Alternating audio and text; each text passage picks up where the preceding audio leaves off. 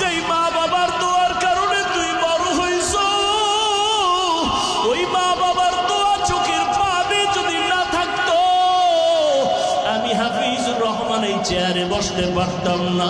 ও টাকাওয়ালা, বাড়িওয়ালা, ও পরীক্ষায় ভালো নাম্বারওয়ালা, মা বাবার চোখের পানি আর দোয়ার কারণে আজকে পরীক্ষায় ভালো নাম্বার পেয়েছো, টাকার মালিক, বাড়ি গাড়ির মালিক হয়েছো।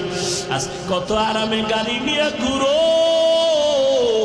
আর এই নওগাঁ জেলায় তোর বাবা মা কত কষ্ট করিয়া চলাফেরা করছে, গাড়ি ভাড়া দেওয়ার মতো টাকাও ছিল না। আজ আল্লাহ তোমারে টাকা দিছেন, মা বাবার কথা মনেও করো না, দোয়াও করো না।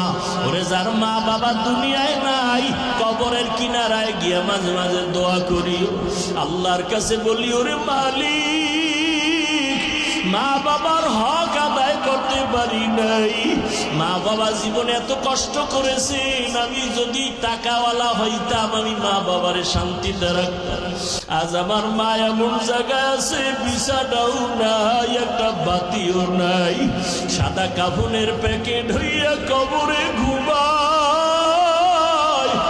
ও সন্তান, ওই মা বাবারে কাঁদাইয়া যদি